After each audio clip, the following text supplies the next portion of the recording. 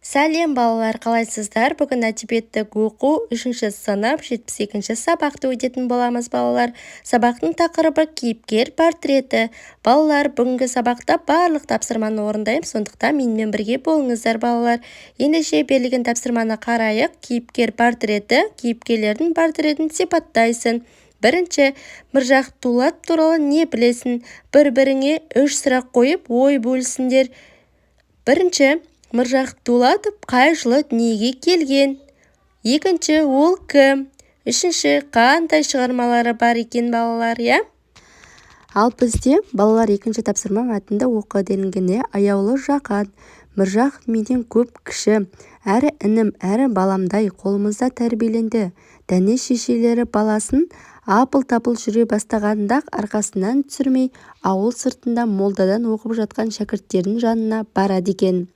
Баласы жығылып қалмасын деп, күншаш деген жұмсақ шөпті жіп тәрізді етіп, белінен байлап, өзі бір ұшынан ұстап, балалардың арасына қоя беріп, қызығына қарап тұратын болса керек.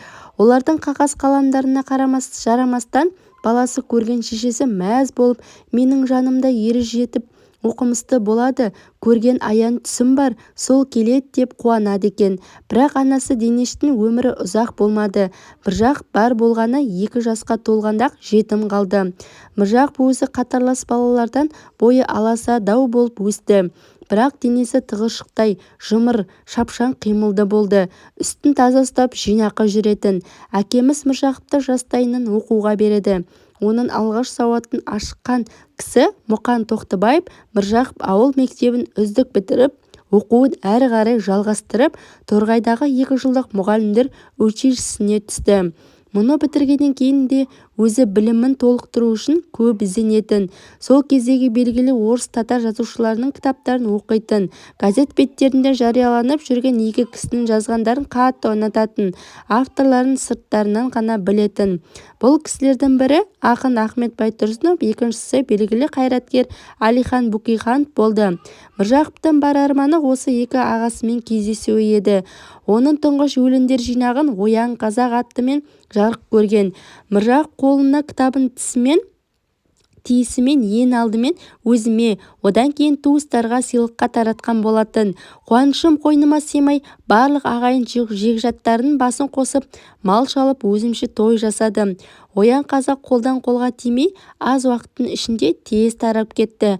Міржақып Оян қазақ кітабында ұран салып, халыққа өнер білімге шақырған. Қазақ елінің басқа жұртпен терезесі теңеліп, іргелі болуын көксеген. Асқар Дулатов. Ал келесі 3-ші тапсырма ойда аяқтап айт. Берілген шығарма естелікте жатады. Өйткені 3-ші тапсырманың жауабы, өйткені шынайы болған атақты тұлға Міржақып туралы ағасы Асқар Дулатов жазған. 4-ші, мәтіннен бала Міржақыптың портреті суреттелген жолдарын тауып оқы. 4-ші тапсырманың жауабы, Міржақып өзі қатарлас балалардан бойы аласалау болып өсті. Бірақ денесі тығыршықтай жұмыр, шапшаң, қимылды болды. Үстін таза ұстап, жинақы жүретін, я балалар? Ал балалар, келесі 5-ші тапсырма жұмбақ портрет ойыны. Аты жөнін жұмбақта сыныптасының портретін сөзбен сипаттап көр. Сыпайы сөйлеуді ұмытпа. Бидай өңді білімге құштар, аласа бойлы, денесі шағын, үнемі тап-таза, тез қимылдайды, жинақы жүретін жігіт. Ал балалар, біздің соңғы берілген тапсырма 6-ші тапсырма мәтіндегі мәліметтерді пайдаланып, төңкерілген пирамида әдісімен Міржақып Дулатов туралы әңгімеле делінген. Өсиетті орындау, ақынның өсиеті, сенімді ақтау, ананың сенімі. Төңкерілген пирамида әдісін пайдаланғанда сөйлейтін сөзіңді бір сөйлемнен бастайсың. 2-ші мәселеге 2 сөйлем, 3-ші мәселеге 3 сөйлем, соңында қорытынды 4-ші сөйлемнен кем емес.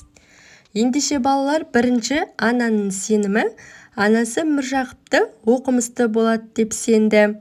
2-ші сенімді ақтау, Міржақып ауыл мектебін үздік бітіріп, оқуын әрі қарай жалғастыруды, одан кейін Торғайдағы 2 жылдық мұғалімдер училищесіне түсті. 3-ші ақынның өсиеті, Міржақып Оян қазақ кітабында ұран салды. Ол халқын өнер білімге шақырды. Қазақ елінің басқа жұртпен терезесі теңеліп, іргелі ел болуын көкседі. 4. Өсиетті орындау. Қазіргі таңда ақынның өсиеті орындалды. Қазақ елі өз тәуелсіздігін алды. Басқа елдерден терезесі теңеліп, іргелі ел болды. Жастары өнерлі, білімді болды. Балалар, біздің осымен сабағымыз аяқталды. Балалар, менің каналыма тіркеліп алыңыздар. Менің каналымда қазақ тілі және де әдебиеттік оқу, математика сабақтарының барлық жауаптарын сіздер үшін салып қойған болатынмын. Менің каналыма тіркеліп, подписаться кнопкасын басып қойыңыздар және де лайк басып қолдап кетіңіздер балалар. Сіздермен бірге мен болғаныма өте қуаныштымын. Сіздер де менімен бірге болғандарыңызға көп рахмет. Балалар, ендеше келесі сабақта кездескенше сау болыңыздар балалар.